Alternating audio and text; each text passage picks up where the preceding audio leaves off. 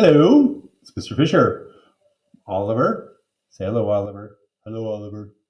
Oliver and I are here to read you chapter 6 of Mrs. Dole is Out of Control. We're going to read The Greatest Day of My Life, chapter 6. Ready, Oliver? Yeah, I'm ready. The greatest day of my life. Finally, it was my favorite day of the year, the last day of school. Yay! After we finished pledging the allegiance, Mrs. Daisy had us sing "Happy Birthday," but it wasn't anybody's birthday. We sang "Happy Birthday" to the kids in our class who have birthdays over the summer. That summer, like me, it is totally not fair that my birthday is in the summer. That means my mom can't bring in cupcakes for the class. Bummer in the summer.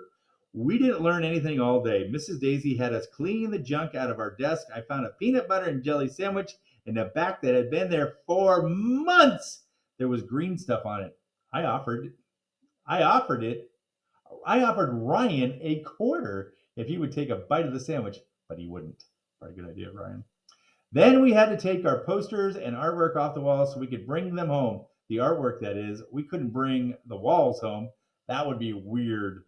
Mrs. Dole came in and passed out yearbooks that had pictures of everybody in the whole school. We spent most of the morning signing each other's yearbooks. I wrote a little note in each one like, "See you in third grade," or "Summer rules." Andrea asked me if she could sign my yearbook. I didn't want her to, but Mrs. Dole was watching, so I let Andrea sign it. She wrote, I'll miss you, Arlo, above her picture. Ooh, said Ryan.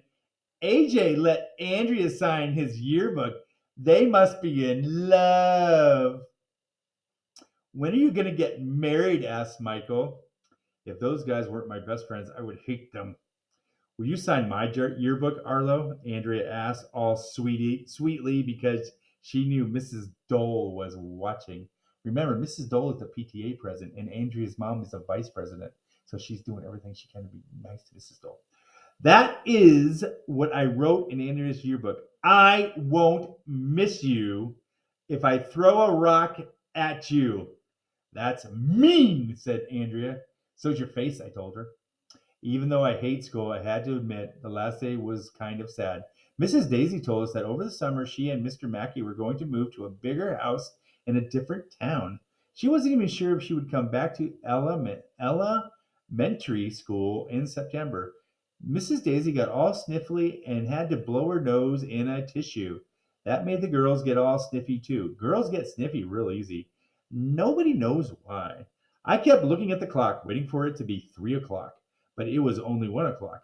Then it was 1 minute after 1 o'clock. Then it was 2 minutes after 1 o'clock. Then it was 3 minutes after 1 o'clock. The clock moves really slowly when you watch it. For a while, it looked like the hands were moving backwards. Me and the guys threw crumpled up paper at the girls, but Mrs. Daisy told us to knock it off.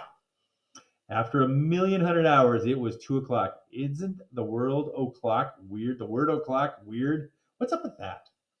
Me and the guys counted down the hours, the minutes, the seconds. Every second took a minute. Every minute took an hour. Every hour took a week. It was the longest day in the history of the world. I thought it would never end. But finally, the little hands on the 3 and the big hand was on the 12. You know what that means. 3 o'clock. It was 3 o'clock. The bell rang. We all went to hug Mrs. Daisy. Then we bolted for the door. We were free! Me and the guys ran to the front door like prisoners escaping from jail. Everyone was yelling and shouting and jumping. No more pencils. No more books. No more teachers' dirty looks. It was the greatest day of my life. Except for one thing, but I'm not going to tell you what that was. Okay, I'll tell you. But you have to read the next chapter first. So na na na boo boo on you. Oliver, that was very nice. I agree, Mr. Fisher. We'll see you after the next one. See ya.